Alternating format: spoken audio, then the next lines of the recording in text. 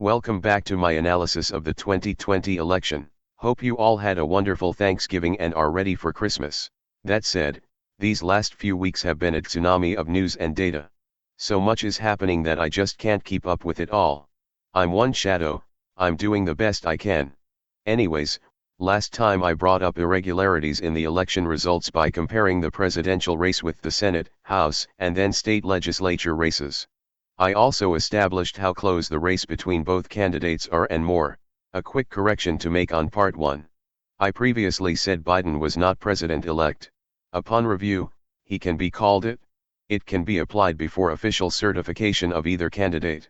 Any fight on this issue will boil down to semantics and personal interpretation. With that, let's get started. Perhaps my most important source for this is the Voter Integrity Fund. Matt Brainard was a former Trump data analyst. After leaving his post, he crowdfunded $664,000 to run a call center. He also bought voter data from Arizona, Georgia, Pennsylvania, Wisconsin, Michigan, and Nevada. He then had the cross-referenced against a series of databases. All names that came up with red flags, his team called to ask questions. He would then ask them to sign affidavits and declarations. His data is being used in the ongoing lawsuits in several states. I'm also using a range of newspapers and TV stations as sources. I'm using the election data taken off from the New York Times website. I've confirmed several points on the data by looking at clips and timestamps of various videos to see if they matched. Now's a good time as any to explain this sheet. So the vote share is the percentage Trump and Biden got from the total number of votes cast. I'm not sure what EEVP is. The source is Edison, which is short for Edison Research. If you do not know, during an election, the votes get tallied at each state board of elections. This data is then sent to Edison Research, a private company. Edison then forwards this data to each and every network covering the election. The timestamp at the end may look strange. It's in Zulu time, which is the same as Greenwich Mean Time, GMT. For the East Coast states, it's 5 hours ahead. So this timestamp is November 4th, 2020, 6:31 and 48 seconds AM for Michigan. If you wish to download and look at this data, you can find it here. That said, even when verified, this data set has one flaw, and that's its margin of error. To demonstrate, I'll make a fake data point. I'll put data I don't know over here, and I'll put the data I do know over here. Here's Henry's votes, and Nathan's. They sum up to about 3.6 million votes total. I know that Henry has 34.5% of the share, and Nathan has 65.5%. So when I multiply the total by these percentages, I get Henry with 1,235,185 and Nathan with 2,345,060 votes respectively. They're both off by 615 from their true numbers. Not a big deal, right? Well, in this case, not so much, but in other cases, the error can be much larger. This is because the third digit I'm given is rounded. I can't know if it was rounded up, or rounded down for either Nathan or Henry. So just looking at Henry for a moment, if he actually had 34.49999% of the vote, this still rounds down to 34.5, or if he had 34.45%, it rounds up. When looking at both, we end up with a range of 3,580 votes. For Henry, in science, we would expand the error to plus or minus 5,000 votes to make sure that we cover all possibilities, and we'd do the same for Nathan, which is about a 1% error for each candidate. If you know of sources I haven't mentioned, link them below. There's always room for more analysis and learning. North Carolina is the easiest. Trump won by 75,000 votes and is not at this time contesting it. If this comes into play, I'll report more on it. So the next two states have the Biden bump in them that has sparked a lot of memes.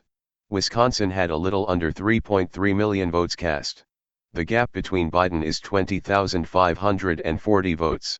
Or 10,270 depending if any Trump votes were swapped. For now I'll drop all discussion of swapped votes, none of this analysis is on that. Just whether or not the found and or suspected fraud beats the margin of victory or not. For as how the election is reported, there were 1.9 million mail-in ballots and 1.4 million in-person votes total. I put an interval at every half-million mark and then used the data from the NYT datasheet. Between both sections here I've marked a section of overlap. The reason is that the mail-in votes are counted after the in-person ballots, but the districts in the states finish at different speeds, meaning there's going to be overlap between the counts of both. This is a rough approximation, I have no idea how big the overlap is. As you can see, Trump starts with a 10,000 vote lead, that grows to 32,000, shrinks to 20,000, increases again to 76,000, then to 120,000, back down to 108,000, before plummeting at the very end to -20,000. So for the in-person section, Trump had an average of a 20,000 lead. For 91% of the whole count, and for 87% of the mail-in count, Trump was ahead on average by 81,000. At 3 million votes, he has 108,000 votes, but ends the race with a net loss of 128,000 votes. This means that in the last 290,000 votes, Biden won 208,000, or about 72% of them. What's more curious is the spike of votes that happens at just after the 3 million vote count. This spike occurred at 3:42 a.m., accounting for a total of 169,519 votes. Then this happens. Particularly in a moment of kind of information darkness, or at least kind of a hold on information as we wait for people to do their jobs, to count the ballots as they're supposed to do. And we should thank them for doing it because it's not an easy job. There's just a number of different variables right now. So when you try and do the math, when you try and figure things out, we're missing various parts of the equation to know definitively where things are going. And that, whoa. All right, hold on a second. No. Look, Joe Biden just took the lead in Wisconsin. Right. We're getting new information. Yeah. We'll go through. Pull it all the way out. Votes are coming in right now. Let's pull all the way out to the state of play here and let's see what's going on, because we're getting real. I know that's what Phil Mattingly. We're getting new information in right now, and one of the things you don't get to see is actually what's going on in my head with all the different voices, and that's before I'm on television. But tonight we just got new information in on Wisconsin, and it has changed the state of play in the state for now. Definitely one of the best newscast moments I've ever seen. Now to sidetrack briefly. This is the clip I used to verify the New York Times data spreadsheet. Using these two data points at these two times, they line up. This is cleanly in the margin. I also have this second graph that shows the Wisconsin race. You can see jumps earlier in, probably the mail-in tallies being put in, but there tends to be a jump for both candidates at the same time. At this one, you can see that while Biden shoots up, Trump remains virtually the same. Now when calculating this spike, I'm going to use the television clip because this removes the margin of error. We know there were 169,519 votes in this spike. Trump goes from 1.536 million votes to 1.560 million votes, or an increase of 24,000 votes. Biden goes from 1.429 million votes to 1.571 million votes, or an increase of 143,000 votes. There is a remainder of 2,753 votes for third parties. This means that Biden got an astounding 86% of the incoming votes. Come on, are you kidding me? In most areas, Biden and Trump were almost tied in votes until now. This bump came specifically from Milwaukee County as covered by CBS 58. Pulling back for a minute, let's look at the mail-in votes overall. According to NBC News, 35% of Democrats requested and returned their ballots, 43% of Republicans, and 22% unaffiliated. I can only estimate the final results for the mail-in ballots this election, but it'd be better to wait for an official breakdown. I was mostly surprised that the Republicans sent in more than the Democrats. Though, the unaffiliated would have had to have voted Democrat in large amounts to pull a victory. Now that we're done assessing the state, let's go into the Voter Integrity Fund data. A few important notes before we get started. The people called were recorded. These recordings as well as sworn affidavits have been submitted them to court. Second, this pool is citizens, not Republicans. There is no breakdown of which political party they belong to, just that something has gone wrong for them. Matt Brainard reports that there were flagged 96,771 unreturned absentee ballots. To explain, in most states, you request an absentee ballot. These were mailed out by the state, but the voters are not recorded as having sent them back. He was able to get 58,980 matching phone numbers from this pool. Only 2,111 answered his questions. Of the 2,111 respondents, 382 said they did not request a ballot. This should be looked into. Each state he found people who received ballots unsolicited. But this is not voter fraud, so I'll leave this group out when showing the data for the rest of the states. However, 325 respondents said they did request the ballot. They then sent it back, and it was not marked as counted by the state. This is 15.4% of the respondents.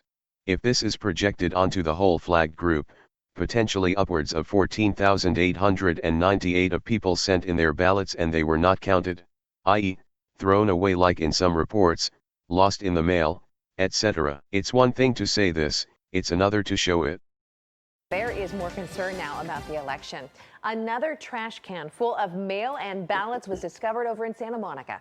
So we want to go back to Eyewitness News reporter John Gregory live in the newsroom with details on this. John, it's not the first time this has happened. No, a couple of incidents like this now, Brandy. An eyewitness made the troubling find in a Santa Monica alleyway near 21st and Virginia. This is the second incident involving tossed out mail. Inside that trash bin, several dozen ballots, bank statements, and bills, all addressed to homes in the neighborhood. Now, it's unclear how or why the stash was dumped. Last month, a contract truck driver for the Postal Service was caught on video throwing out bags of mail in Glendale. Officials are still investigating why hundreds of unopened mail and packages were tossed in the parking lot on Glen Oaks Boulevard. The man who made the latest discovery tells us this is all a serious concern. Ballot envelopes have been found in the trash. So can this be, another case? If it was my ballot in there, I would want somebody to, recover it. Every vote counts, whichever party it is. The link to that video and accompanying article is in the description. It's in higher quality and doesn't freeze frame in the original. That's my software failing. Anyways, back to the data set. The next check was on low activity voters. People who do not often participated in elections. 34,430 voters were flagged as having voted this time. 3,464 answered. 23, or over 0.5%, said they did not vote, but they were marked as voting. If projected onto the whole group, as many as 229 people had votes cast in their name. 26,673 residents were recorded as having moved between counties and may not have re-registered to vote. This causes residency issues in states, and if not resolved, means they cannot cast a vote. 1,625 answered. 18 denied voting in this election, or 1.1% of those who answered. There could be up to 295 votes cast in the name of people who moved. 6,972 citizens were marked as having moved to another state, 765 of which had registered to vote in the new state they were in. Removing duplicates, 6,848 cast a ballot for the state they had moved out of. You can't cast a vote if you're not a resident of the state anymore. Another 234 were found to have voted twice, once in early voting and once by absentee ballot. So having gone through this, without doing any projecting, there is a minimum of 7,448 votes are in question, which is 1/3 of Biden's lead over Trump. With projections, then 22,504 votes are in question, which is larger than Biden's lead. So then, another large anomaly was found, specifically in Wisconsin. Normally there's two ways to vote: in person, or signature verified mail-in. Wisconsin has a third category, indefinitely confined. To meet this, you must be completely confined to your home, such as being severely bedridden. COVID-19 does not count. The indefinitely confined ballot does not require a signature. In previous years these ballots have been under 20,000. And this year about 170,000 were turned in. So Matt's team looked at a sample of 429, found that 84 were posting on social media, and determined that 45% of the sample conclusively did not meet the requirements for this ballot. And 10% did. Projected on, this calls into question around at least 76,580 ballots. The whole block is in question, because with no verification, did they really cast their ballots? That have no verification at all. This block by itself also is larger than Biden's lead in Wisconsin. Just adding the minimum to the projected, makes 99.084 ballots to examine. Phew, before I move on, it's time for a short break. Next up is Michigan, and the good news is that I don't have to explain everything a second time. I'll also include a summary table at the end to wrap this all up nicely.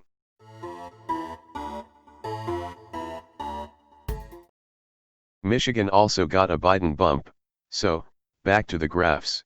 There were 5.5 million votes cast, 2.3 million in person and 3.3 million mail-in. Trump starts off with a 34,000 lead when 500,000 votes are cast. He ends with around 275,000 votes before the mail-in section. Remember, this is a rough model. Mail-in votes have overlap with the regular votes being counted. It's just that they generally were counted after the regular votes. Also, for the mail-in vote data, Republicans sent in 41%, Democrats 39%, and unaffiliated 20%. So, for this section, Trump had average lead of 190,000 before the mail-in. He maintains about a 300,000 vote lead until the 4.5 million mark, where he decreased to a 200,000 lead. He goes from a positive 202,000 lead to negative 154,000 votes in the last million counted, meaning that Biden got 694,000 votes out of them. Looking at the graph, there's two spikes this time, and both are astonishing. The first spike happens at a bit over 4 million votes. When looking at my data set, I don't have television footage for this one. It's packets 419 and 420. An increase of 56,000 votes, Biden goes up 0.7% while Trump drops 0.6%. When we multiply this out, Biden ends up getting 97% of the vote. But as mentioned earlier, there's a margin of error when looking at a vote dump of this size. The least amount of votes Biden could have gotten gives him 90% of the vote, the most amount he could have gotten gives him 104%. To be clear, over 100% doesn't make sense in this case, but it's possible he got every single vote in this update. With this 7% margin of error, even the lowest possible amount he got, that's just ridiculous. Then there's a second spike a while later. This time it's 150,000 votes.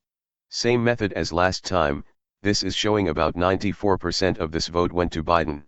However, the margin of error is smaller, so the range is that Biden got between 91 and 97% of this spike.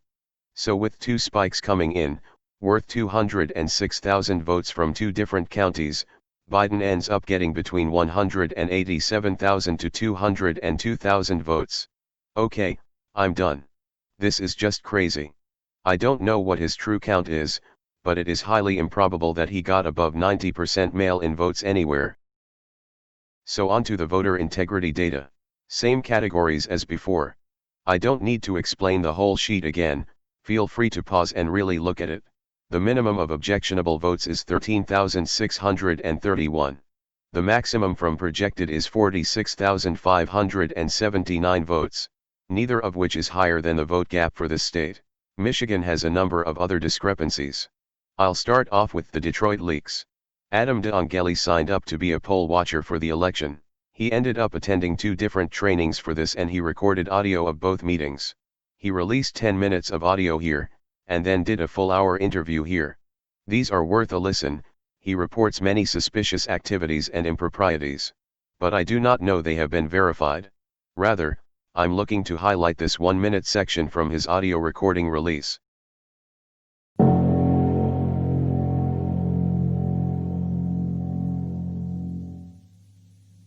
Challengers and poll watchers.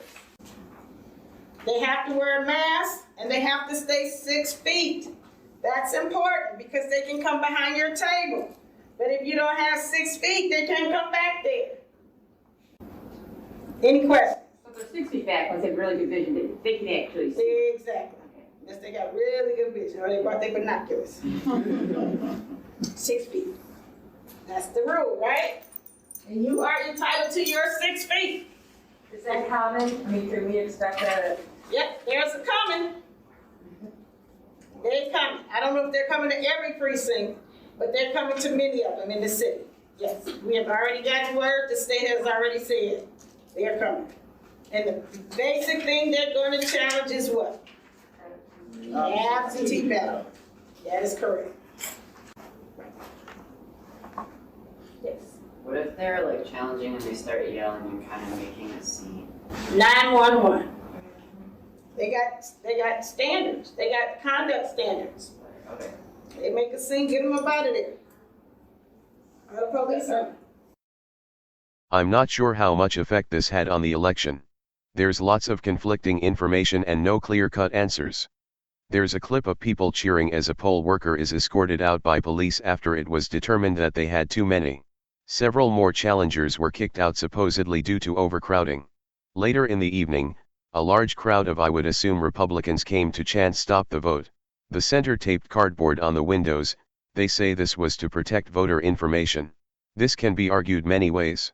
I can say this is also the center where Biden got between 91 and 97% of vote spike I showed earlier. Anyways, I'll have to cover this in finer detail after looking at the affidavits and footage available. And frankly, I'm going to end here for the moment. The second part will finish this covering the last 4 states. If you have anything on Wisconsin or Michigan I might have missed, let me know. The summary table so far looks like this. Until next we meet. Can I help you? Team YouTube has a very important update for you. Oh. As of December 9th, as of now, we will be deleting any video that alleges Donald Trump lost because of election fraud. I can't say that he did lose to fraud. I'm just reporting on irregularities that may or may not have affected the election. What are you doing? Hedging my bets. I'll go into this more next time, hopefully. As you can see, the Voter Integrity Project puts Georgia, Arizona, and Wisconsin clearly into question, and perhaps, with a proper investigation, Trump did win these states on the 3rd. Subject is to be purged. Hey, stop that. Your reporting does not match mainstream media opinion, therefore it is wrong. You're supposed to be neutral. I am neutralizing the problem. Stop it. Oh, the bot stopped. Error, reporting, error. Where's your off button?